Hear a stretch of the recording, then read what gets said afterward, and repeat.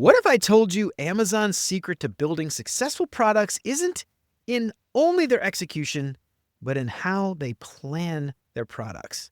So today we're going to break down the PRFAQ framework, the same method Amazon uses to validate products before writing a single line of code. And if you've ever wondered how tech giants consistently launch game-changing products, you won't want to miss this episode. So stick around and we'll break down what the PRFAQ framework is and if it's right for you and your team.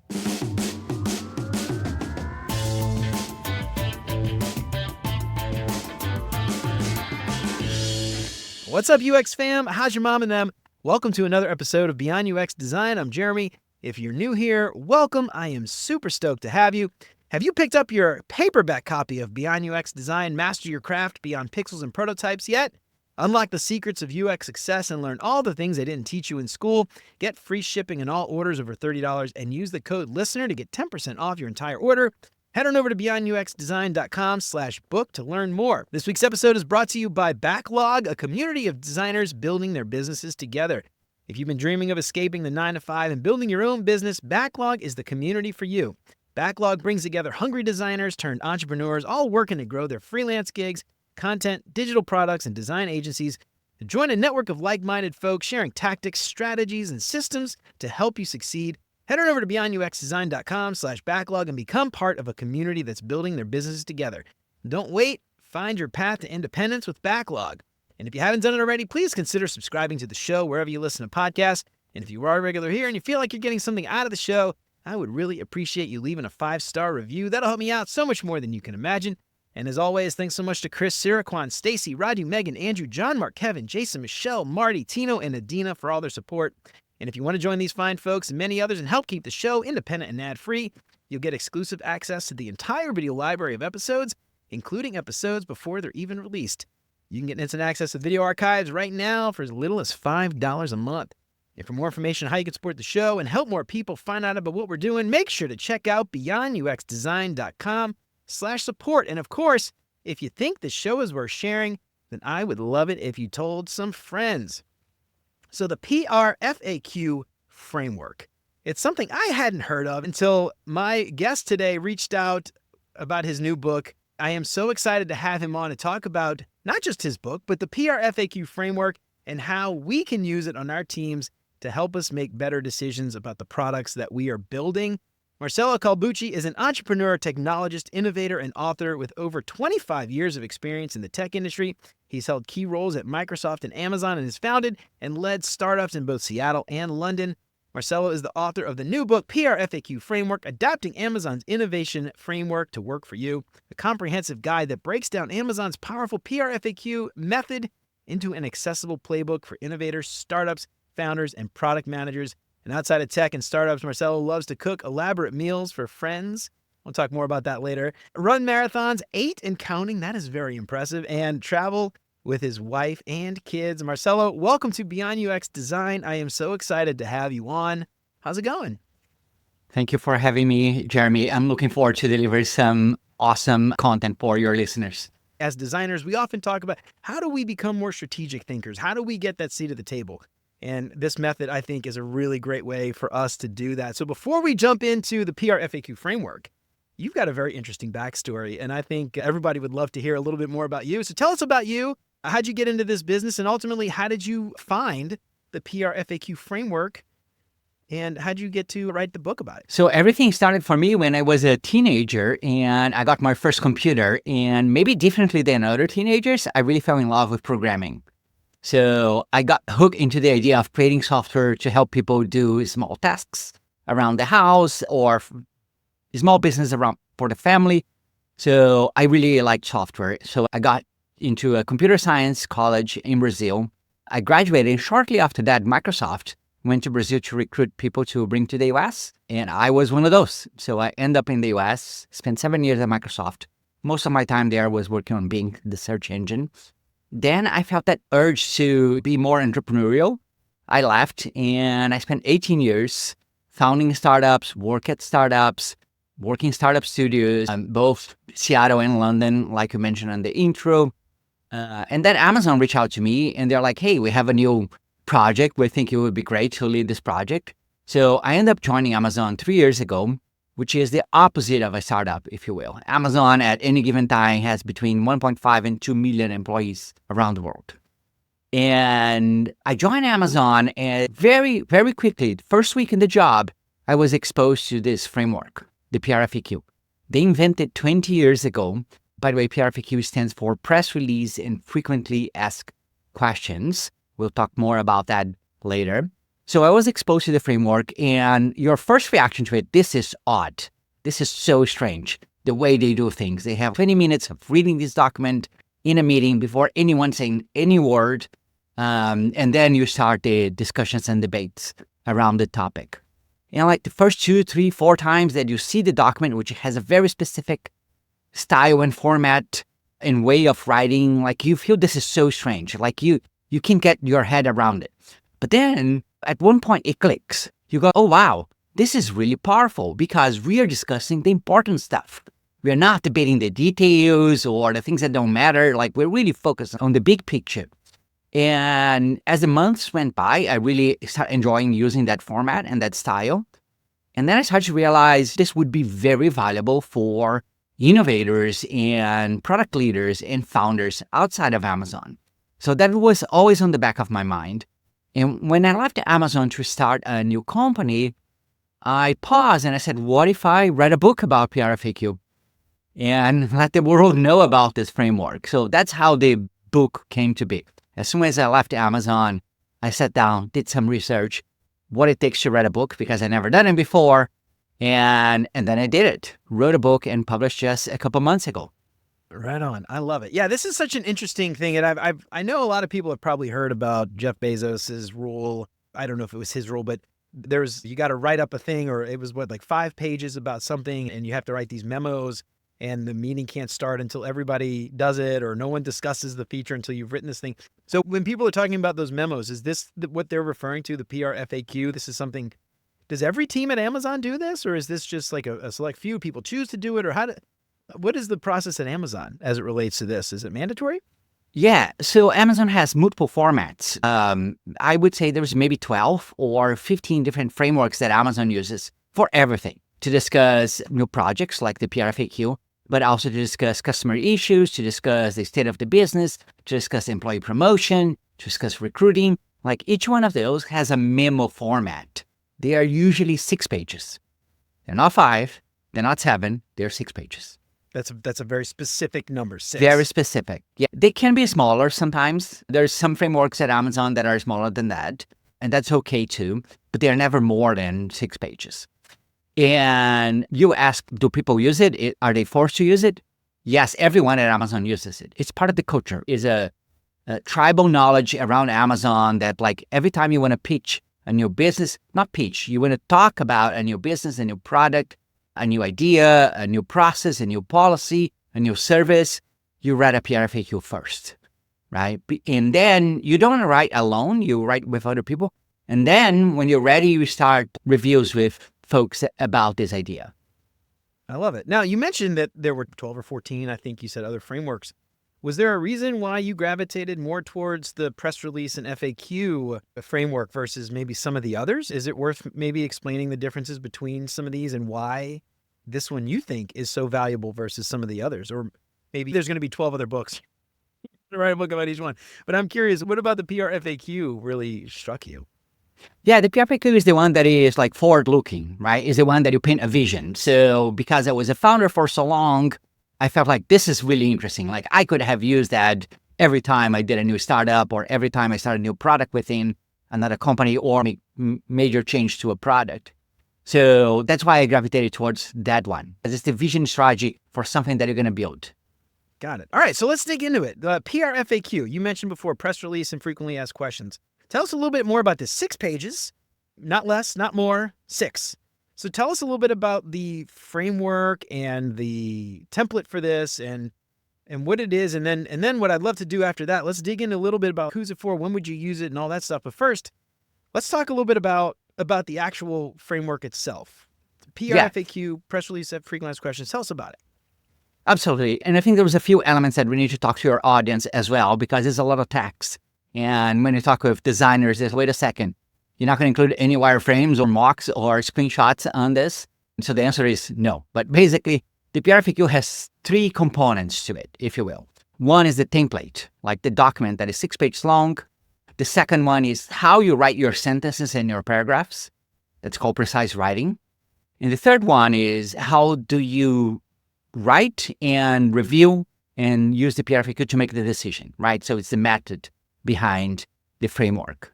So the first part, the template of the PRFAQ has three parts to it. The first part is the press release. It's not a press release that you're going to send to the press. It's not a marketing tool. It's really a decision tool, right? And you write a press release to paint a vision of the future.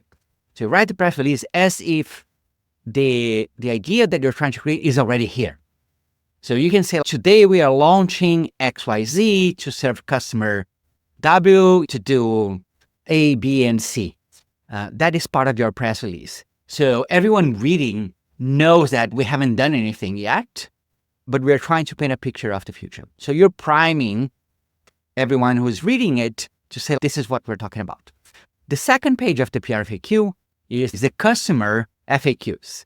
So you're going to write 5 to 8 FAQs as if the customer is asking a question to you. For example, how much this is going to cost?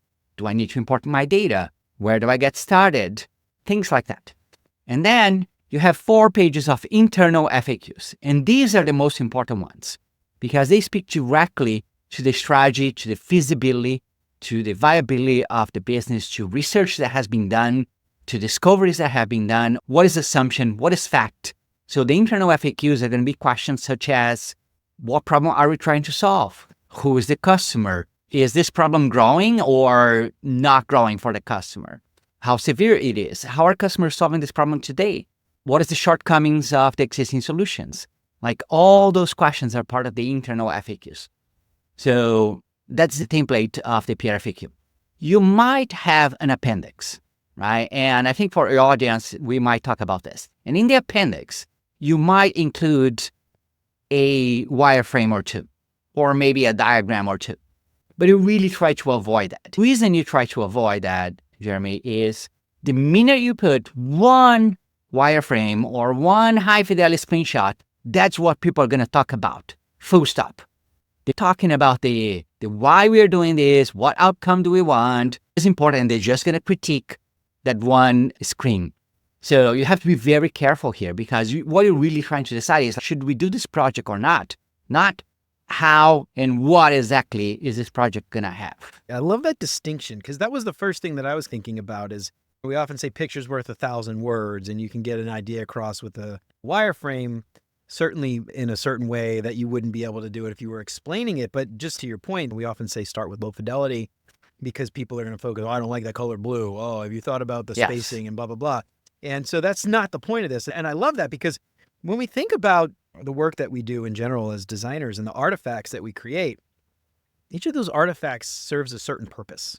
And sometimes they serve multiple purposes, but they often serve a very specific purpose. And so in this case, the purpose of this document is to validate the idea and whether or not the team should even spend time doing it, which I love. I love that idea. And this is, again, we mentioned this in the beginning, UX designers are often seen as pixel pushers by a lot of teams, or we've already figured it out, let's just design it or make it pretty, things like that. And I love that the idea of a designer writing this, being involved with writing this, being a partner, flexing that strategic muscle that often designers struggle with. So I love that. Now I have a question though. 6 pages, very specific, not 5, not 7, 6. What is the rationale behind 6 pages exactly? Is it that if you don't have 6 pages, you need to think more about it? Or if you have 7 or 8 pages, you're trying to do too much? What is the rationale behind 6 exactly? Do you have any thoughts there? So Amazon experimented with different lengths of documents, right? Anyway, from 10 pages to 4 pages. And what they learn is that when they only have 4 pages, it's not enough. It's not enough space to capture the entire idea. And when they had 10 pages, the meeting would be completely hijacked by the document and you wouldn't have any time to discuss. So the 6-page end up being just about between 18 minutes and 20 minutes of reading time. So the reason that everyone at Amazon does this often is like start with a document is that to have a productive conversation, you want everyone to be on the same page. And people are busy, right? They are going from meeting to meeting. They are working on different projects. They need to do that context switch on their mind. So once you start a meeting by reading a document, you guarantee that everyone there is starting from the same point. Okay. And that was another question I was going to have. The idea wouldn't be to send it beforehand because, just to your point, you want everybody to start that meeting having finished it and having that fresh in their minds versus read it 2 days ago and maybe, I don't know, misinformation effect. They thought about something else and they misremember what they read or whatever. Is that the idea? Everybody reads it, even if you read it before, you read it again. Yeah, or it's you okay don't to send it. send ahead of time, right? So I think it's even polite to send ahead of time. Like if you're going to sit in a meeting and you're going to send them a PRFAQ, probably send it like 4 hours earlier or more, because some people, they read slower, or they have a pattern of reading that doesn't fit into the meeting setting. Maybe they need to be in a specific chair or whatever they're going to do for reading. Not everyone is going to read at the same speed. So sending ahead of time, you give a chance to some people that don't feel comfortable to read everything in the meeting to do that. But you should have no expectation that people did it, right? So that's why you always block the 20 minutes at the beginning of the meeting to say, we're going to read it. Take your own notes, highlight whatever you want to highlight, and then we're going to discuss. Okay. I love that. I'm going to dig a little bit more into the PRFAQ document itself because I've got a ton of questions about how they work and when's a good time to use it, when's not a good time to use it. But let's talk about one in maybe more detail. Do you have an example that we could run through that kind of highlights the press release and what that might look like? And then some of I know you gave some examples of the questions a minute ago, but would it be worthwhile doing that, going through an example?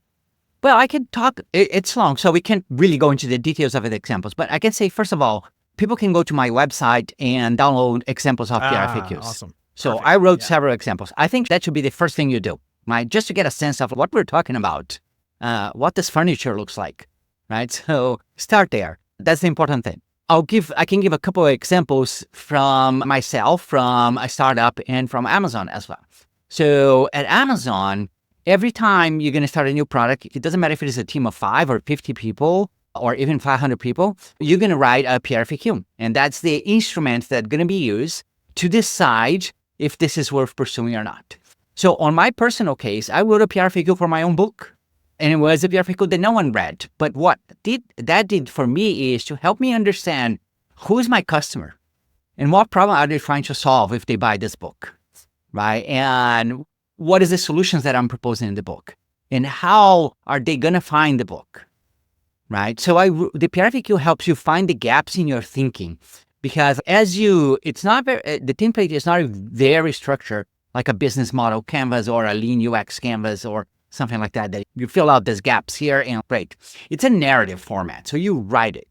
As you go writing, as you probably know this already, most people know intuitively, which is it's really hard to write incoherent text because your brain goes, this doesn't sound right. Like you feel some type of anxiety when you read a text that you wrote that it's like, this is not adding up. So writing helps you think through your problem in better ways. And by the way, there is scientific research around it. I read a ton of that as I prepared to write the book. And so I wrote, a PRFAQ for my own book to understand who was my customer and what problem they were trying to solve. And it's the interesting thing here is I started thinking that I was going to write a PRFAQ book for founders. And I was like, startup founders are the one that going to enjoy this. And then as I was writing the PRFAQ for the book, I realized, there's more people that have this problem.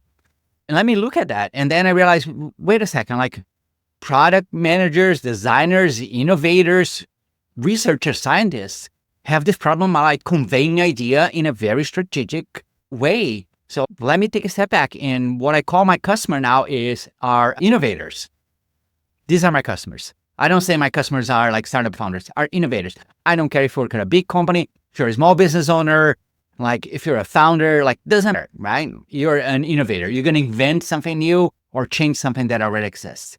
So the PRFAQ helps you think through that problem. I love that. That's awesome. Yeah. So this is really cool. I love this a lot. So I want to maybe talk a little bit about, you mentioned like who's this for. I would love to understand a little bit about when's a good time to use it. when do you actually know, oh, you know what, this is actually a perfect time to use this? Or in Amazon's case, is there just a set of maybe steps that they always go through when they're building products and they say this is the PRFAQ step?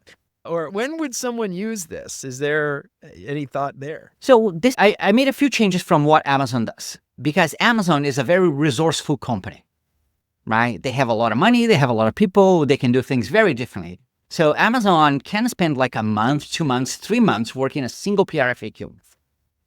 Most organizations don't have that kind of height or to do that, particularly startups, right? So what I try to do is change how folks do PRFAQs. So that's why the title of my book is Adapting Amazon's Innovation Framework, not like explaining Amazon's innovation framework. So ideal moment for you to do, in a perfect world, you would start a PRFAQ before you start your project. So it's the decision to start another project. So you're going to paint a vision and you're going to explain the strategy. And by the way, strategy is a set of choices. You're saying yes to certain things. You're saying no to other things. A very simple example here is, are we going to do a mobile app first, or are we going to do a web experience first? That is a strategic decision, right? And you incorporate things like that in this document. And what I say is usually like PRFAQ is a pre-day one document, right? So right before you commit to doing something. So you're using the PRFAQ to build conviction. Should we do this or should we not do this? So because of that, most PRFAQs will lead to no go. We're not going to do this.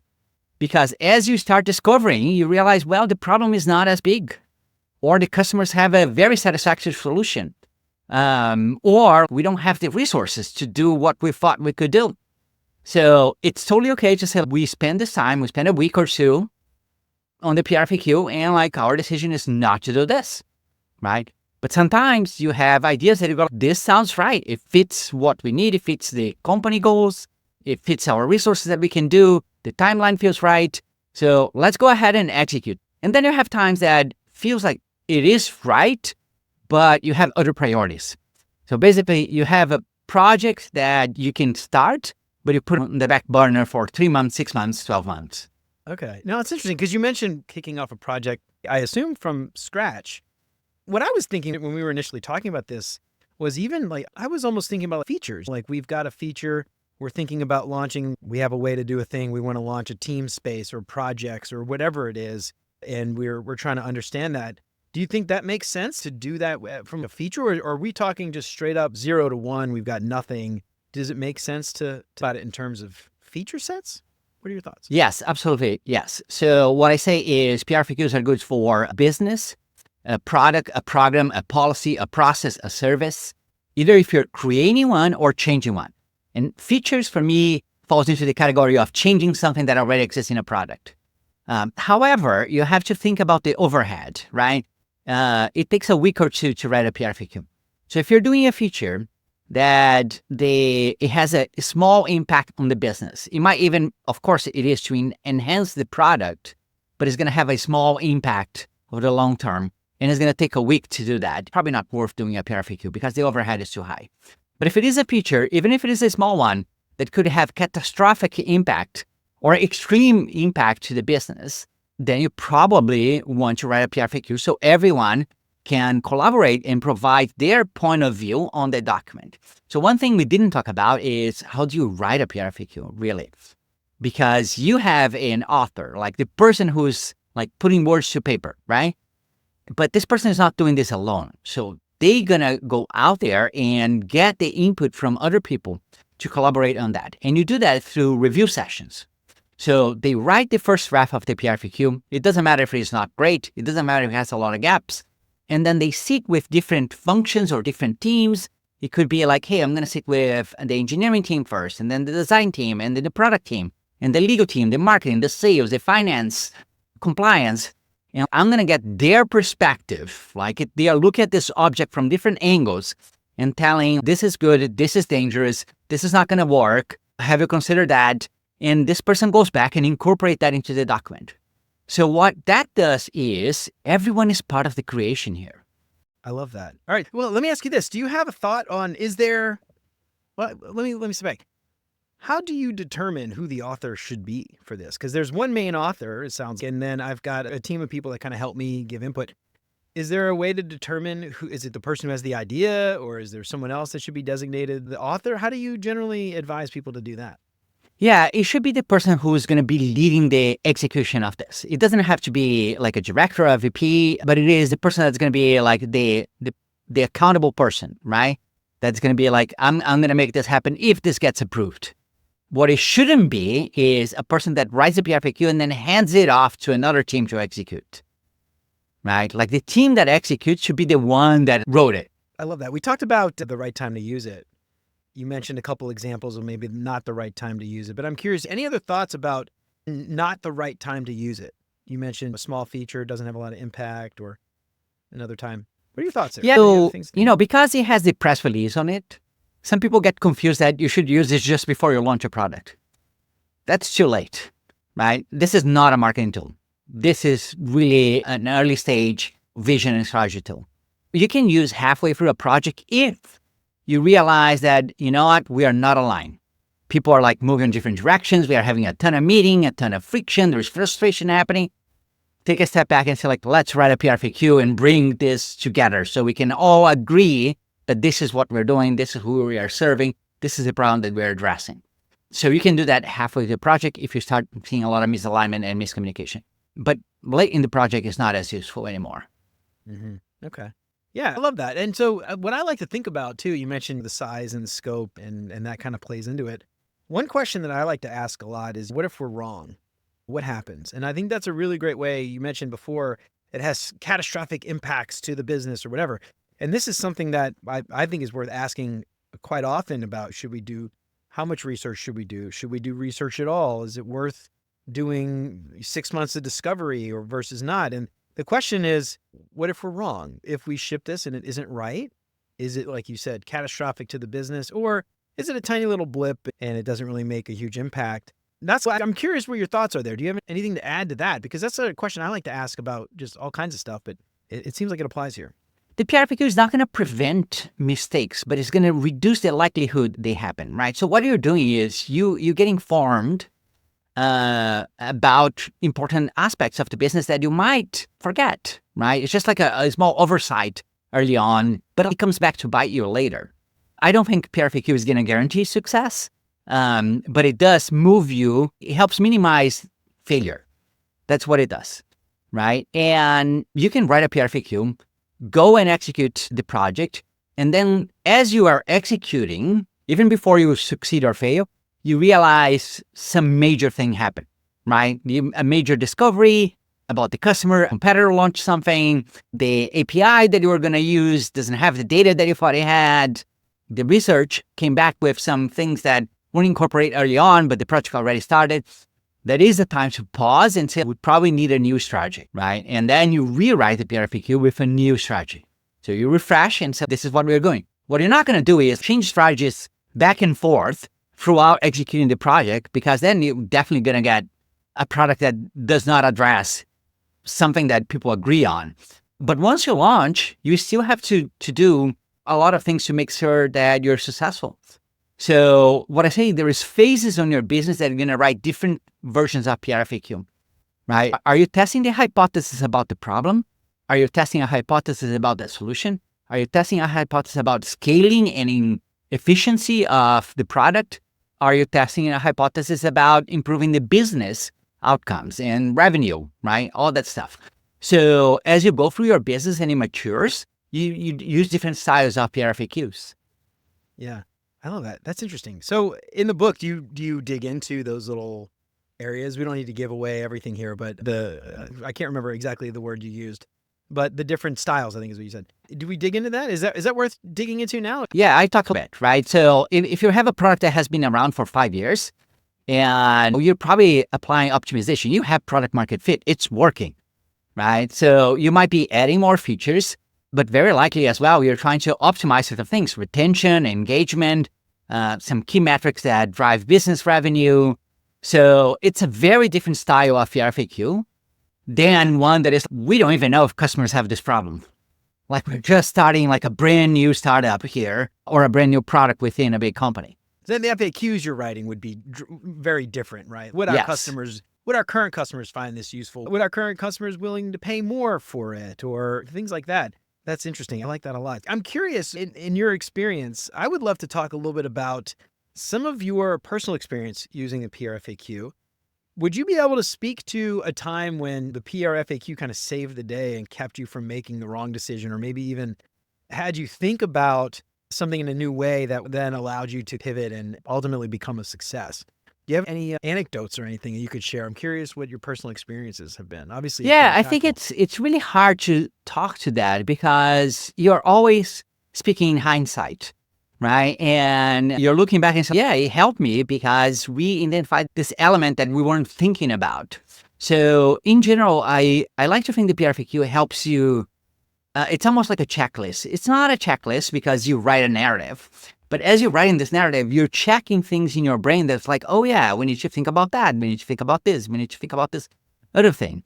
So it's not unusual. Actually, I'll give an example here. Earlier this year, I was considering starting a new service for founders, like an investment, help founders do better, all kinds of stuff. And I started from an assumption that founders have been using things like that in the past. And like we could deliver the same service. I could work with a few investors to create that product for founders. So I started writing a PRFAQ for it. And as I was writing the PRFAQ, I realized, oh, you know what? I need to talk with a few founders that fall into the category of founders that I'm describing here. I was very specific about the founders that I was going after. So I reached out to about 12 founders and talked to them. And in a week, this project went from, I'm so excited about this, to this project's not going to work. Yeah. Because the PRFAQ forced me to ask a question to myself to realize that I didn't have the information, to go research that information, to come back and say, this is going to be a mistake. And if I hadn't done that, I would have continued this project. And only 6 months, 12 months later, I would have realized that something is off. Why is this not working? Right? But then you were like so into the product and the project already that you're going to miss the big picture. Yeah, I love that. That was actually going to be one of the questions I was going to ask you next was, how often have you started writing the PRFAQ and realized maybe even halfway through, this is pointless. I don't even want to finish this because I know it's a terrible idea. Does that happen more often than not? I'm curious, how It often do does. PRFAQs turn into sort of like just a dead end? You're like, nah, I'm done. This isn't working. Yeah, it definitely does. And I'll tell you why, Jeremy, like people do that all the time, regardless of PRFAQ. I'll give an example. When you start typing an email message or you make a note on a document that I'm going to write a document about this, and then you write a few sentences and you stop and go, no, erase it, right? That's your brain telling you like, this is not a good direction. The PRFAQ is the same thing, right? You start writing and then like maybe on the first page you go, no, stop. This is the method working, actually. It's not a failure. It's you telling yourself, like, I can't progress with this. So my guess is if you're a founder or if you're really open-minded about it, more than 50% of your PRFAQs are not going to get to the end. Like you're going to stop before you get to the end because you realize this is not the right thing, not the right one. So you might pivot to another format or another approach or a different problem, a different solution, whatever that is. But you fall short of finishing it. Yeah, and one of the things I keep going back to this, but I love this idea because humans are not rational beings. Economists like to think we're rational, but I do not believe that we are. And we fall for things like sunk cost fallacy all the time. We'll spend 2 months, 6 months, a year doing something that we know objectively, or someone from the outside can objectively look at it and say, this is a failure. Why are you continuing to waste time and money and resources on this thing? And what I love about the PRFAQ framework is it's a way to think about those things well in advance before you ever start it, just like you said, so that you can avoid the sunk cost fallacy. And I think for me, that's one of the most beneficial parts of this. Yes. Is to get you thinking objectively about it before you invest all that time, money, resources, and then you're stuck. And then people just, oh, I can't do it now. We already dropped $1 million on this thing. We got to keep going. I think that's a brilliant I have a thing. whole chapter on the book about fallacies. And the title of the book, the chapter is Truth Seeking. And I talk about confirmation bias, about group thinking, about the curse of knowledge.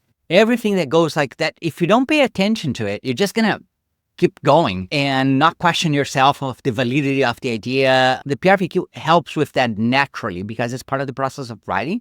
Your brain activates different parts that help avoid those elements. Yeah, I love that. Yeah, something else. One of my old teams we used to do a pre-mortem. If you're listening and you aren't familiar, post-mortem, something fails, it goes wrong. You do a post-mortem to root cause analysis to figure out what went wrong. A pre-mortem is you do that well in advance before you start, and you say, what could go wrong? What would cause this thing to be a complete failure? And I relate this in a way to that pre-mortem, but having a sort of very specific framework and getting you to think about it. It's a similar kind of outcome where you've thought about this ahead of time, you've mitigated some of the risks. Pre-mortem's a little different because that's more tactical execution stuff when you're maybe ready to go. But I love this sort of the using something like that in conjunction with this once you decide to do it.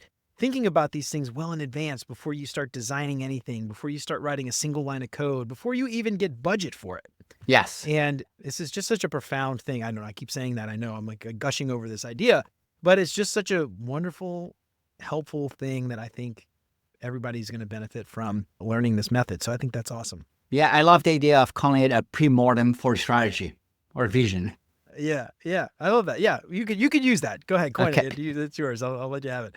So one of the things I want to talk about here, I want to talk more about the PRFAQ as a team sport and how you see people working together. We've touched on this a little bit. You've got one author that sort of reaches out.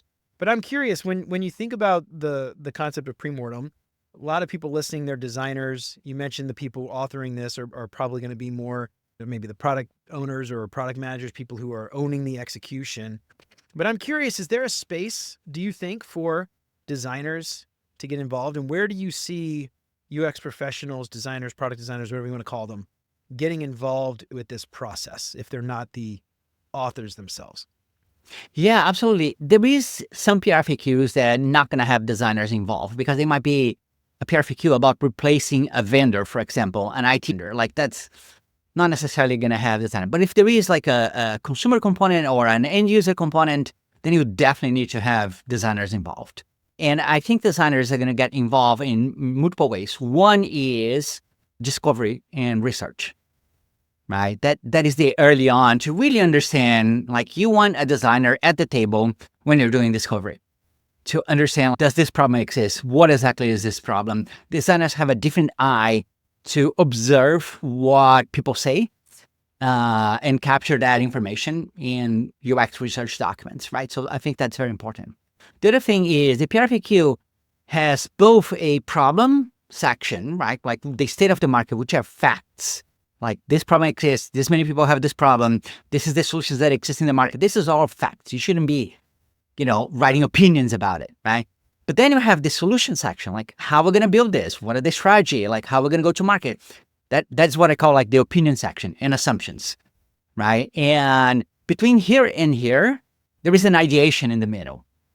You have to think about how can we solve this and what are the pros and cons of solving that. The PRFAQ does not prescribe any ideation format. You can use design thinking, sprint, any generative framework that you can come up with, but you need to capture that in the PRFAQ. This is where I think designers can help a lot as well, regardless if they are the owner of the PRFAQ or not. Yeah. I love that. That's great. I'm curious if you are, and I know you're not a UX designer specifically, but thinking about UX designers and how they can get involved.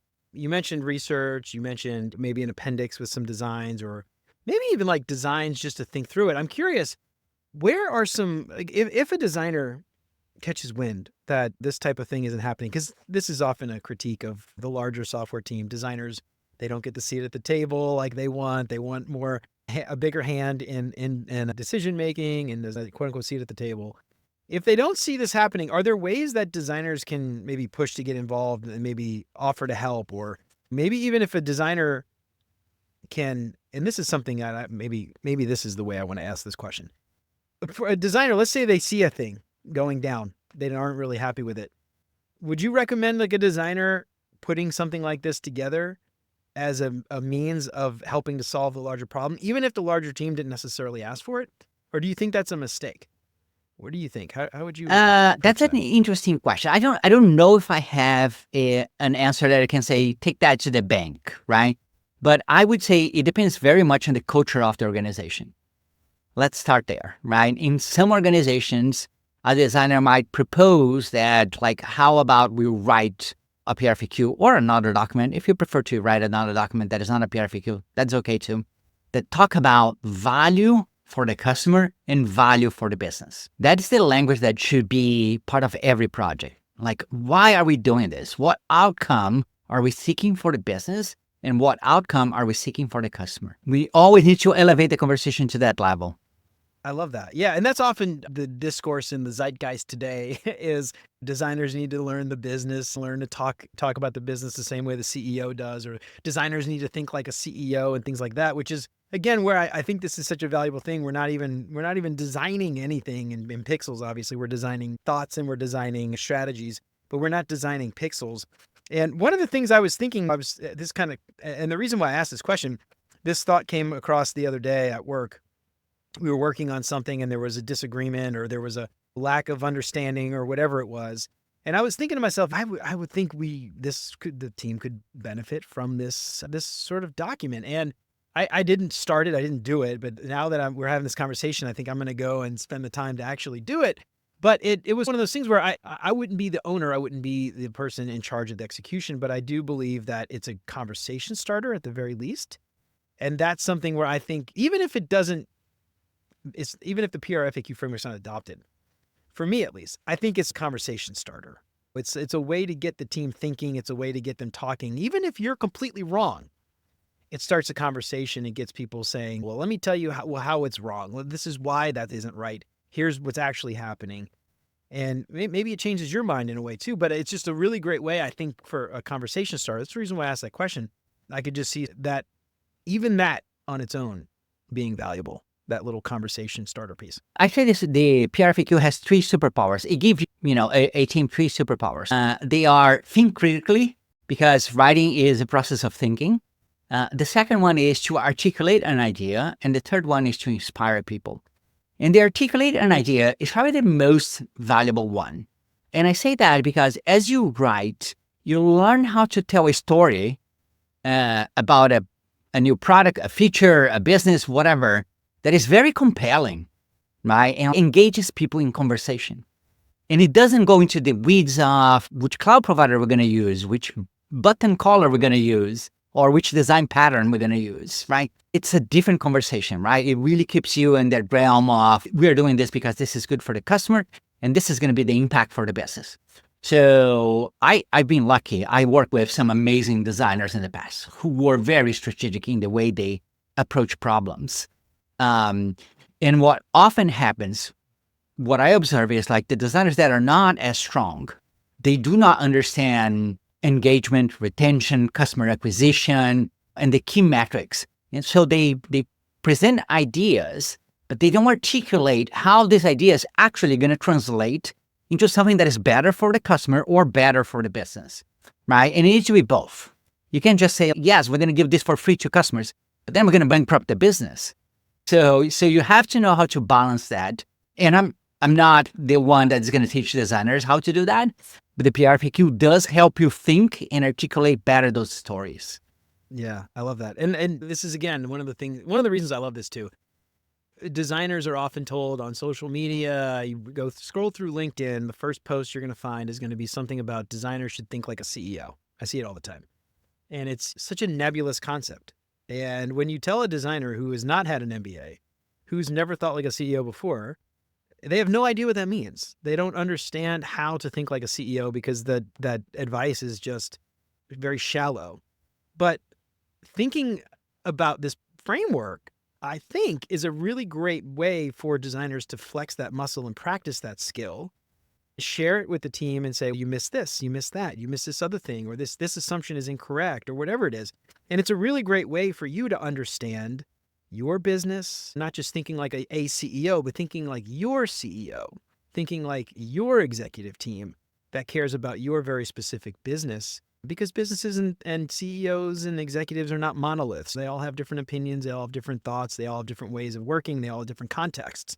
And this is a really great way to put it on paper, think about it, put it on paper, and then share it and get feedback. And then I think the next time you write another one, you're gonna go and write that next PRFAQ with that understanding from the last one. And every time you do it, you're gonna get better at it, and you're gonna get better, even if the decisions never get greenlit, even if it's a failure every time, or failure is the wrong word. Even if we decide to pass on the idea, you're still gaining that incredible insight and learning, and you're thinking, just like you said, about the business, because UX designers often think about users, and a lot of times we don't tend to think about the business. And so to me, this is such an important thing. And I think that's just another really great reason why designers should do this, even if the rest of the team doesn't adopt the framework, like you said, the culture. It's just a great way to just think about that. Yeah, you need small, really. And yes, the first 1, 2, 3 might not go the way you want, but then you learn how to do it really well. All right, I love this. So the next thing I want to talk about, before we get out of here, I want to talk a little bit more about pitfalls and things like that. But the last thing I want to talk about before we do that is the role of AI and large language models, GPT, Claude, whatever your flavor of choice is. The first thing I can think of people doing is let me go find a custom GPT or create a GPT that writes these for me. And I'll tell you my opinion on that first, and then I'd love to hear your thoughts. But to me, that sort of defeats the entire point and the entire purpose of doing this. The point is not to write the PRFAQ. Obviously, there is feedback, and then maybe it's half of it to get feedback from the team. But the biggest value, I think, is for you as the author to think about all of these things and put it down on paper, as you've mentioned before. So I'm curious what your thoughts are as it relates to AI writing these things, and how do you feel like AI might fit in it? And maybe it's beneficial for certain things, but I'm curious, when you're thinking about authoring a PRFAQ, what would the role of AI be from your expert opinion, and how would you advise people to use AI or not through this process? Yes, that's a great question. That's the question of the day, right? So I do have a custom GPT for PRFAQ, by the way. If you go to the book website, scroll to the bottom, at the footer, there is a link. I keep feeding it more documents so it learns. You're right. What you said is completely right. You cannot think critically if the AI is doing the writing for you. If you're just reading the output of AI and say, wow, this looks really good, you're not doing thinking. You're just like a consumer of content there. So you have to do the writing. That is very important, even if it is uncomfortable, because you're exercising parts of your brain that you wouldn't have otherwise.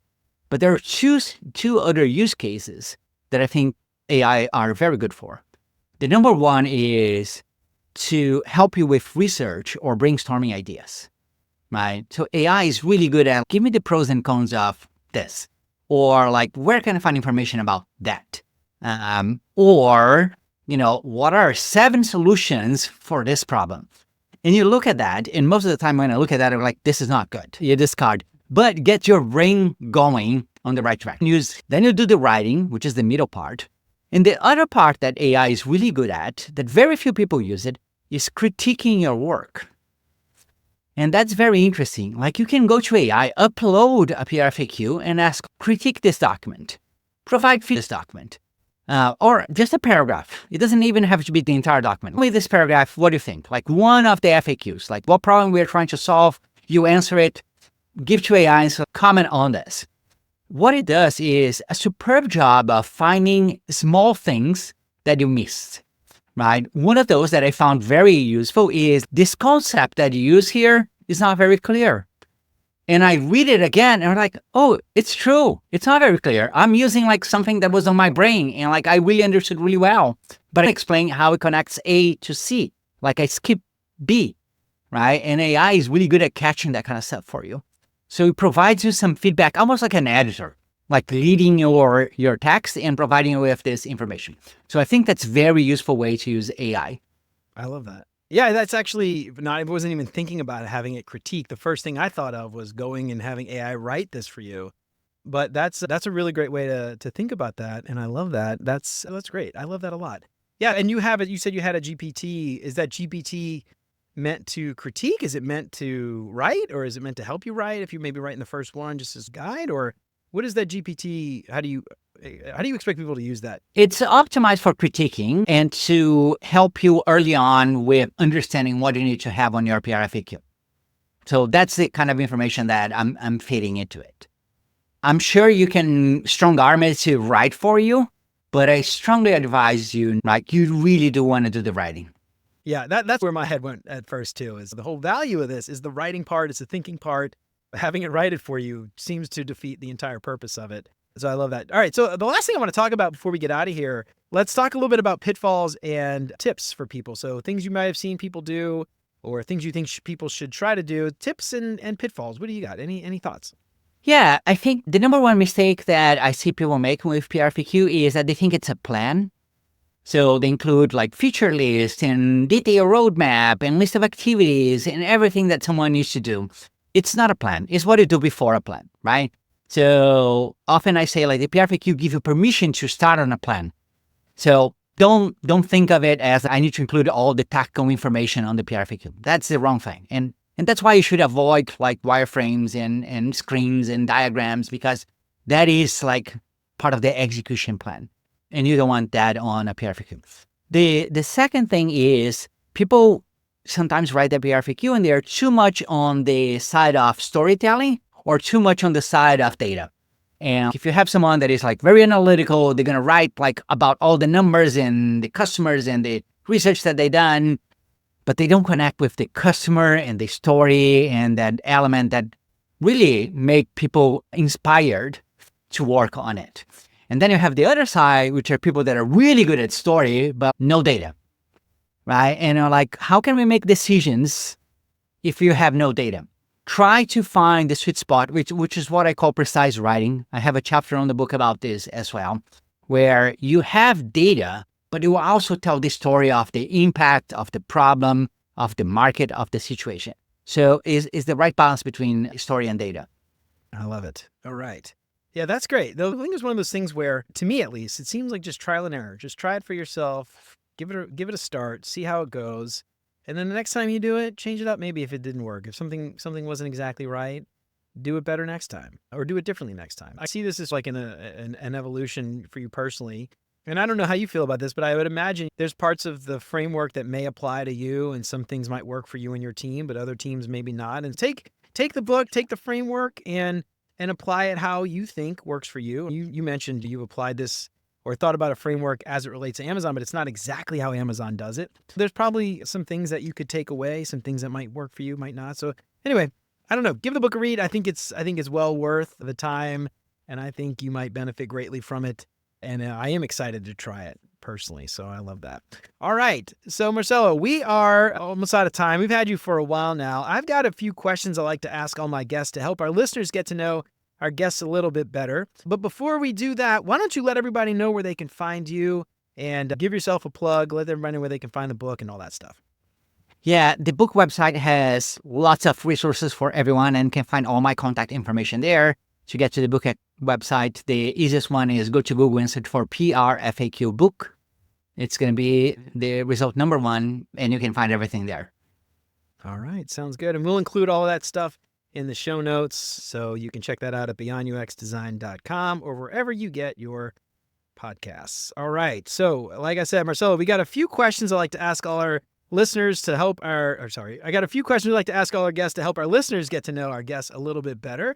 First thing that comes to your mind, you don't have to think too hard about it. Since you're not a designer, these might be a little bit easy for you, but first up, what is your favorite non-design book? Yeah, since we're talking to an audience of designers, I'm going to recommend the Lean Product Playbook by Dan Olson. It's a great book that captures all aspects of building product, from technology, design, product management, go-to-market. Like it really well written. All right, I love it. We'll have to check that out. I don't think I've heard of that one. Dan Olson, you said? Was that the author? Yes. Dan Olson. I'll have to check that out. That one sounds like a good one. I would love to get into that one. All right, next up, what is your favorite non-design podcast? I'm really fan of the Acquired FM podcast. Two friends of mine that have that podcast, and they tell the story of companies. And they go super early when like the person was just a kid or a teenager and explain like how that company got to be. So they talk stories about Costco and Starbucks and Microsoft and everything. And it's fascinating. Super long though. Like the episodes are 4 hours long sometimes. Oh my gosh. That's awesome. There's like a bunch of history podcasts that I listen to that are like similar. Dan Carlin and Hardcore History, things like that. 4 hours long. But I don't know. You get into it though. So Yeah. do they interview people too, or is it just they do the research? Sometimes, but most of the time it's like just them talking about two people talking, and like they did all the research about everything they couldn't find about a company. That is so cool. All right, I have to check that out. I love that. I love that kind of stuff. I dig that. All right. Next up, what is your favorite meal? You mentioned cooking, elaborate meals. So you Ooh. cook, or maybe I do cook. I love cooking, and I love push the boundaries on my cooking as well. To try whatever French, Spanish, Italian, Thai, Japanese. I'm really a big fan of Asian food. I love it. So it's hard to pick one meal, but like every time I get asked, I would say sushi is probably my favorite. But I love Korean, I love Thai, Japanese, Chinese, love Asian. And I'm lucky because in Seattle we have lots of those. Oh yeah. Yeah, you guys are close. Yeah, the seafood out that way, the fresh seafood, the sushi, lots of Asian options. I'm in the Midwest. I'm in Cincinnati, Ohio, so we don't have nearly as many out here, which is kind of sad, but I'm a huge Vietnamese food. I love Vietnamese food. That's love one of my favorites. All right. Next up, what is your favorite vacation spot? I would have to go with Greece. I've been there a couple of times, and it's amazing. The food, the people, the scenery. Yeah, any particular part of Greece, like the beach, or like further inland, or where the big cities, or the small little villages? When you go to Greece, you go to the islands. They have, I don't know, hundreds of islands. And yes, you can go to the popular one like Santorini, but that are like overflowing with tourists. But they have like very small islands that have very, very few tourists that you enjoy a lot more. Yeah, I love that. I have never had a chance to go, but It's a little far, Yeah, yeah. but it is a little when you get there, it's great. I love it. I love it. All right, last question. What is your favorite design tool that is not Figma? I'm going to say you might remember this or not, but when I was a teenager, I started using CorelDRAW. Yeah, correct. Yeah. And then once that went away, I started using Illustrator, and I still use Illustrator every once in a while to do my things. It's my favorite. I'm not very good at it, but like it's one that I know how to use. Yeah, I love Illustrator personally. I use Figma a lot, obviously, as a designer, but when it comes to designing, especially like logos or vector art, things like Figma can do it, but it's certainly not as, I don't think is as full. It's not nearly as full featured as something like Illustrator that's meant for that. Anyway, Yeah. I love Illustrator. I'm a sucker, and I'm still paying for the Adobe Creative Suite every month. I don't know why, but I catch it on sale on Black Friday, and I just get it for the year, so I get half off. So that's the way to do it.